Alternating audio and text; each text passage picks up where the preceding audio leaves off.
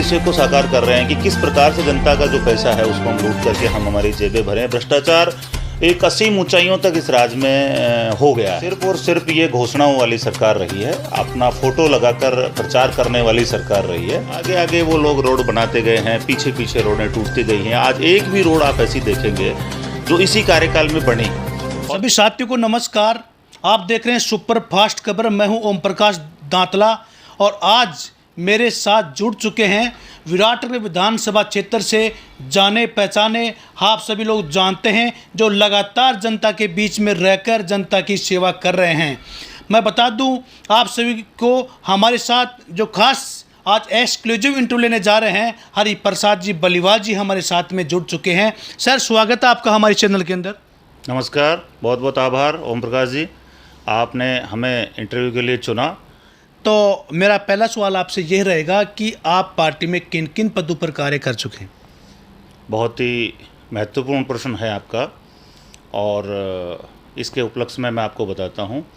मैं भारतीय जनता पार्टी का एक सामान्य कार्यकर्ता से लेकर जो प्राथमिक प्रक्रिया है, बूथ अध्यक्ष रहा, मंडल में किसान मोर्चे में कोषाध्यक्ष रहा, मंडल के संयोजक के दायित्व के ऊपर निर्वहन किया। अभी वर्तमान में मैं ज़िले में किसान मोर्चे की कार्यकारिणी में जिला कोषाध्यक्ष का दायित्व का निर्वहन भारतीय जनता पार्टी के कार्यकर्ता के रूप में कर रहा हूं। जी सर, आपसे हमारा दूसरा सवाल रहेगा कि कहा जा रहा है कि हरि प्रसाद बलीवाल ऑलरेडी बिजनेसमैन हैं, सब कुछ सेटल है, इसके बावजूद भी आपने राजनीति को क्यों चुना? देखिए, बिल्कुल सही बात है। ईश्वर कृपा से हरि प्रसाद बलीवाल अपने सामान्य दैनिक जीवन में पूर्णतया संतुष्ट और सेटल्ड है और बड़ा ही मेहनती व्यक्तित्व है।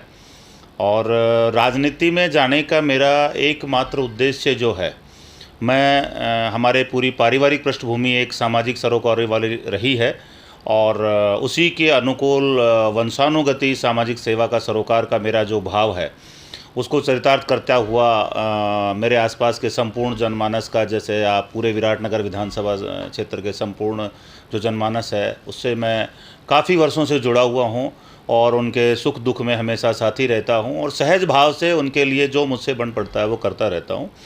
तो इसी क्रिया के फलस्वरूप और मेरा जो राजनीतिक दल है भारतीय जनता पार्टी, उसके साथ उसके अनेक दायित्व निर्वहन करते हुए उनके जो मूलभूत भावना है कि सेवा और सरोकार की राजनीति भारतीय जनता पार्टी करती है, जो हमारी कार्यशैली के अनुकूल है। और उसके माध्यम से जब हम आगे बढ़ रहे हैं तो जनमानस की ये खुद की भावना है कि मेरे जैसे व्यक्ति को राजनीति में जाकर और कुछ अच्छे कार्य करना चाहिए, क्योंकि आपको पता ही है कि राजनीति लोकतंत्र का एक ऐसा मजबूत स्तंभ है, आधार है, जिसके द्वारा आप जनमानस के लिए लोक कल्याणकारी नीतियों का निर्माण कर सकते हैं और जो लोकतांत्रिक व्यवस्था के मूलभूत बिंदु हैं, जो मूल स्तंभ हैं, उनमें एक महत्वपूर्ण भागीदारी निभा सकते हैं और जनमानस के जीवन की जो नियमित व्यवस्थाएं हैं उनको काफ़ी रूप से परिवर्तित कर सकते हैं, अनुकूल कर सकते हैं, अंतिम व्यक्ति को ऊपर वहां से ला सकते हैं। और सामान्य जीवन में आप कितने ही अच्छे सेवाकारी क्यों ना हो, लेकिन आप सेवा कर सकते हैं, आप किसी व्यक्ति विशेष की सेवा कर सकते हैं, लेकिन जो मूलभूत परिवर्तन इस समाज में आना चाहिए वो आप सामान्य परिस्थितियों में नहीं कर सकते, लेकिन लोकतांत्रिक व्यवस्थाओं में आप सम्मिलित होकर वो सब कर पाते हैं। तो इसी के अनुकूल मैंने मेरी ये जो भावना रही है सेवा नीति की, सरोकार वाली, उसी को साकार करने के लिए मैं राजनीति में पहुंचा और उसी के लिए मैं लगा रहा हूं। और जब तक मेरा जीवन है मैं पूर्णतया जनता की सेवा के लिए और उनके मूलभूत जीवन में सकारात्मक परिवर्तन के लिए कार्य करता रहूँगा। जी, आपसे मेरा एक और महत्वपूर्ण सवाल रहेगा। सवाल ये है, आप भारतीय जनता पार्टी से भावी प्रत्याशी के रूप में कार्य कर रहे हैं, समाज हित में कार्य कर रहे हैं, तो ऐसे क्या क्या मुद्दे रहेंगे विराट विधानसभा क्षेत्र के लिए, उन मुद्दों को लेकर आप चुनाव लड़ोगे? बहुत ही महत्वपूर्ण सवाल है ओम जी आपका। जो मैं देखता हूँ कि हमारे जो विराटनगर का जो अस्तित्व पौराणिक काल की सभ्यताओं में मौर्य सभ्यता हो गई, चंद्रगुप्त की हो गई, चाणक्य की हो गई, महाभारत कालीन व्यवस्था हो गई, और देखेंगे कि अभी अखंड भारत का जो नक्शा अपने देश की संसद में लगाया गया है वहाँ भी विराटनगर का नाम स्वर्ण अक्षरों में अंकित है, जो अपने आप में विराटनगर वासियों को गौरवान्वित करता है। लेकिन उस अस्तित्व को यदि आज आप वर्तमान परिप्रेक्ष्य में देखेंगे तो विराटनगर के साथ इतना बड़ा अन्याय है कि विराटनगर केवल और केवल अपने अस्तित्व की लड़ाई लड़ रहा है। उसकी पहचान इतनी गौण हो गई है कि उसे मात्र एक तहसील के रूप में ही निर्धारित कर दिया गया है। यहाँ के नगर पालिका क्रमोन्नत होने की बजाय डाउन होकर के सी श्रेणी की नगर पालिका हमारे यहाँ रह गई है। उद्योगों की बात आप यहाँ देखेंगे तो हमारे विराटनगर में कोई भी एक ऐसा उद्योग नहीं है जो यहाँ विराटनगर के जनमानस को कोई रोज़गार उपलब्ध कराता हो। यहाँ विराटनगर के जितने वासी हैं वो पलायन कर बाहर के क्षेत्रों में जाकर अपनी रोजी रोटी कमाते हैं। उद्योगों की यहाँ बेहद कमियां हैं और जो राजनीतिक नेतृत्व जिस प्रकार से विराटनगर में डेवलपमेंट के जो अभी बड़े बड़े वादे कर रहे हैं, बड़ी बड़ी घोषणाएं कर रहे हैं, तर्क प्रस्तुत कर रहे हैं कि हमने विकास पुरुष की भूमिका हमारे विराटनगर में निभाई है। आप उसमें देखेंगे तो आप पाएंगे कि जो कांग्रेस का मूलभूत चरित्र है कि देश के खजाने को, जनमानस के जो ईमानदारी, जनमानस की जो कमाई है, टैक्स पेयर है, जो टैक्स सरकार को वो पे करता है, उस टैक्स पेयर के पैसे की किस प्रकार से जो लूट कांग्रेस पुरातन काल से करती आई है, उसी की पुनरावृत्ति वर्तमान में कांग्रेस सरकार और उसके नुमाइंदे जो राजनीतिक नेतृत्व कर रहे हैं, विराटनगर में जो अभी इस व्यवस्था को संभाल रहे हैं, उन्होंने उसी प्रक्रिया को आगे बढ़ाते हुए विकास कार्य किए हैं। हमारे पूर्व के जो प्रतिनिधि थे डॉक्टर फूलचंद भिंडा जी, उन्होंने जिस प्रकार की जो योजनाएं विराटनगर के विकास के लिए निर्धारित की थी, जैसे पंचायती राज की जो प्रक्रिया है उसमें मूलभूत विकास होता है कि गांव से गांव अपन जोड़ेंगे तो एक रोड आएगी, उसके लिए सड़क बनेगी, अनेक सुविधाएं डेवलप होंगी। तो भिंडा जी ने हमारे यहाँ अनेक राजस्व गांव सबसे ज़्यादा राजस्थान में सबसे ज़्यादा बनाए थे और उसके अंतर्गत हमारे यहाँ विकास कार्य सबसे ज़्यादा सैंक्शन हुए। लेकिन हुआ क्या, जो विकास कार्य सैंक्शन हुए, सेंटर से प्रधानमंत्री ग्राम सड़क योजना से जो पैसा आया, सरकार केंद्र सरकार ने जो पैसा भेजा, उस पैसे की किस तरीके से बंदरबाट हम लोग कर सकते हैं, किस प्रकार से अपना खजाना भर सकते हैं, ऐसी नीयत को लेकर यहाँ के राजनीतिक नेतृत्वकर्ताओं ने केवल और केवल उस पैसे की लूट मचाई। आगे आगे वो लोग रोड बनाते गए हैं, पीछे पीछे रोडें टूटती गई हैं। आज एक भी रोड आप ऐसी देखेंगे जो इसी कार्यकाल में बनी और 30 दिन बाद वो रोड टूट के पूर्णतया बिखर चुकी है। अनेक आप चले तो मैं धरातल पे चल के आपको इसकी पुष्टि करवा सकता हूँ। वहाँ पर क्वालिटी के नाम पर धूल और मिट्टी और कंकर के अलावा कुछ नहीं पड़ा हुआ है और सारा प्रशासन भी उसमें मिला हुआ है। आप देखेंगे कि मॉनिटरिंग कमेटी प्रशासन की होती है, राजनीतिक नेतृत्व का वहाँ उस व्यवस्था को देखना होता है, सैंक्शन प्रणाली को देखना होता है, लेकिन सब लोग एक ही उद्देश्य को साकार कर रहे हैं कि किस प्रकार से जनता का जो पैसा है उसको हम लूट करके हम हमारी जेबें भरें। भ्रष्टाचार एक असीम ऊंचाइयों तक इस राज्य में हो गया है और पराकाष्ठा, उसके लिए शब्द जो हैं ऐसे कम पड़ जाएंगे। और जिस प्रकार की व्यवस्थाएं आप एक आम जन के जीवन में आप देखेंगे कि कानून के नाम पर यहाँ पूरे संपूर्ण राजस्थान में जंगल राज है और इसी का एक पार्ट हमारे विराटनगर में भी है। हमारा विराटनगर एक शांत प्रदेश और एक गौरवशाली प्रदेश के नाम पे जाना जाता था और आज हमारा विराटनगर विधानसभा क्षेत्र कब गैंडवारियाँ हो जाए, कब यहाँ किसका गोलीकांड हो जाए, कब किसकी यहाँ दुकान लूटी जाए, कब किसके साथ शाम को जल्दी नहीं पहुँचेगा, कोई घटना घट जाए, कोई इस प्रकार की सुरक्षा की गारंटी कानून की हमारे यहाँ नहीं है। संपूर्ण राजस्थान में और हमारे विराटनगर में आज जनता के मन में एक भय का माहौल है। वो अपने आप को ठगा सा महसूस करते हैं। कानून के पास जाते हुए इस तरीके से कतराते हैं कि कहीं ना कहीं हम वहाँ अपनी व्यथा लेकर के जाएं और वहाँ जाकर हमें ही उल्टा चोर कोतवाल को डांटने वाली कहावत हो जाए और हमें ही उठा के अंदर कर दिया जाए और हमारे साथ ही कोई गलत कानूनी प्रक्रिया नहीं हो जाए। ऐसा करके जनमानस हमेशा भयभीत रहता है। आप धरातल पे जाइए, इस बात की आपको पुष्टि भी हो जाएगी कि मैं मेरे शब्दों के माध्यम से आपको जो बात प्रस्तुत कर रहा हूँ वो पूर्णतया सत्य है और जो विकास की बात मैंने आपको बताई है वो भी आप जाके प्रमाणित कर सकते हैं। नो डाउट इस कांग्रेस सरकार ने और यहाँ के नुमाइंदों ने घोषणाओं में कोई कमी नहीं छोड़ी है और घोषणाएं इन लोगों ने खूब करी हैं और घोषणाओं के आधार पे ही बजट आवंटन की प्रक्रिया होती है और बजट आवंटन करा के और इन लोगों ने सिर्फ और सिर्फ अपनी जेबें भरने का जो इनके प्रधानमंत्री जी खुले मन से घोषणा करते हैं कि हम यहाँ से 100 पैसे भेजते हैं और जनता के पास 15 पैसे पहुँचते हैं, उसी की पुनरावृत्ति इन लोगों ने 100 पैसे को 15 पैसे के रूप में जनता के लिए की है और आने वाले कई सालों तक जनमानस इसकी खामियाजा भुगतता रहेगा, पीड़ा झेलता रहेगा। ऐसा इन लोगों ने व्यवस्था कर दी है। क्योंकि आपको पता ही है कि हर एक जो विकास कार्य होता है उसकी एक सीमा होती है कि आने वाले 10 साल तक उसका पुनरावृत्ति नहीं होगा, दोबारा टेंडर प्रक्रिया नहीं होगी, दोबारा विकास कार्य वो कराया नहीं जा सकता। और ये 10 दिन 10 माह का विकास कर पाए हैं और वो 9 साल तक जनता उसको भुगतती रहेगी और ये आराम से अपनी जेबें भर के जा चुके होंगे। तो मैं जो जाऊंगा तो मुझे आपको मैं बताऊं कि मैं एक परफेक्ट चौकीदार बन के इस बात को कार्य करूंगा और आने वाले समय में आपको ये सब कमियों में बहुत भारी कमी देखने को मिलेगी। यदि ईश्वर ने मुझे मौका दिया और पार्टी ने मुझे इस काबिल समझा तो आपको ऐसा लगेगा, नहीं तो एक सामान्य जनमानस बन के जिस प्रकार की अपनी बातें आप सबके माध्यम से रखने की जो प्रक्रिया है, विरोध प्रदर्शन करने वाली जो प्रक्रिया है, उसमें हम सब लोग शामिल रहे हैं और रहेंगे, क्योंकि अन्याय के खिलाफ आवाज़ उठाना हमारा मूलभूत कर्तव्य है और हम उसकी पालना करते रहते हैं। तो ये बातें। जी, आपसे मेरा अगला सवाल ये रहेगा सर कि कांग्रेस सरकार के कार्यकाल को 4.5 साल से ज़्यादा समय हो चुका है, आप इसको किस नज़रिए से देखते हैं? देखिए, आपने बहुत ही शानदार सवाल फिर से पूछा है।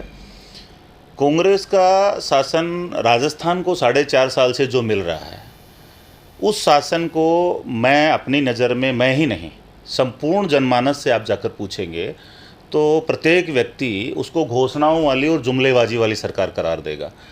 कार्यशैली के नाम पर जो बात मैंने अभी पिछले प्रश्न में आपको बताई कि भ्रष्टाचार उनका मूलभूत एजेंडा रहा है, उसको इस सरकार ने मूर्त रूप दिया है।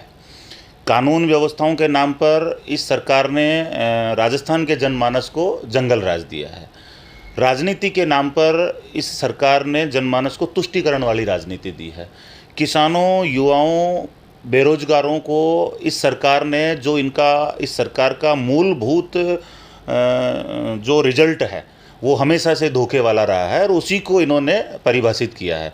आपको पता ही है कि इनके मुखिया चुनाव से पहले घोषणा पत्र जारी करते हैं और घोषणाएं करते हैं बड़ी बड़ी कि हम किसानों का कर्जा 10 तक की गिनती, माधुरी दीक्षित का तेजाब फिल्म वाला जो गाना है उसके अनुसार 10 तक गाना गाते हैं और कर्जा माफ़ वाली घोषणाएँ करते हैं। और वो 10 दिन आज तक पूरे नहीं हुए हैं और किसान इंतज़ार कर रहा है कि वो कर्जा कब माफ़ होगा। और तो और आप देखेंगे किसानों ने लाइव आकर अपनी आत्महत्याएं करी और उनका नाम लिखकर आत्महत्याएं करी। किसानों की 19,000 से ज़्यादा किसानों की ज़मीनें नीलाम और कुर्क कर दी गई।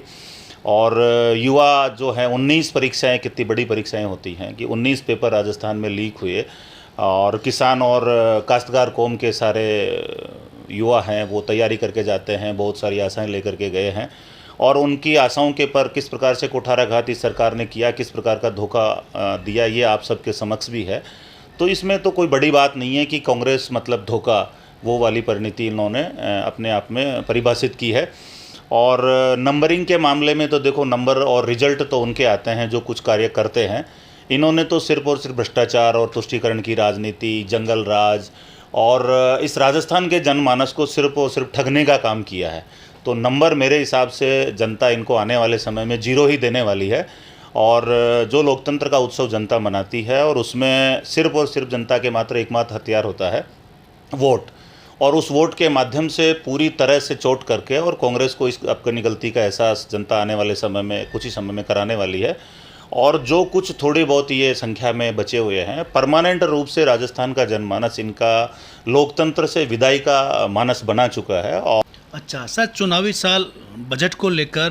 प्रकाश जी, चुनावी साल, चुनावी बजट, मैं कहता हूँ इस सरकार ने जब से राजस्थान में शासन शुरू किया 4.5 साल में, और 4.5 साल में इन्होंने जो बजट पेश किए, उन बजटों में जो जो घोषणाएं माननीय मुख्यमंत्री जी ने अपने श्रीमुख से कही, उनमें आप उनको धरातल पे क्रियान्वित यदि देखेंगे तो 31%, 33% से ज़्यादा लगभग पूर्ण नहीं है। सिर्फ और सिर्फ ये घोषणाओं वाली सरकार रही है, अपना फ़ोटो लगाकर प्रचार करने वाली सरकार रही है और अपनी कुर्सी बचाने वाली सरकार रही है और सिर्फ और सिर्फ अपने बारे में फ़िक्र करने वाली सरकार रही है। ऐसा कोई कार्य उन लोगों ने नहीं किया है जो उनकी कार्यशैली को परिभाषित करे।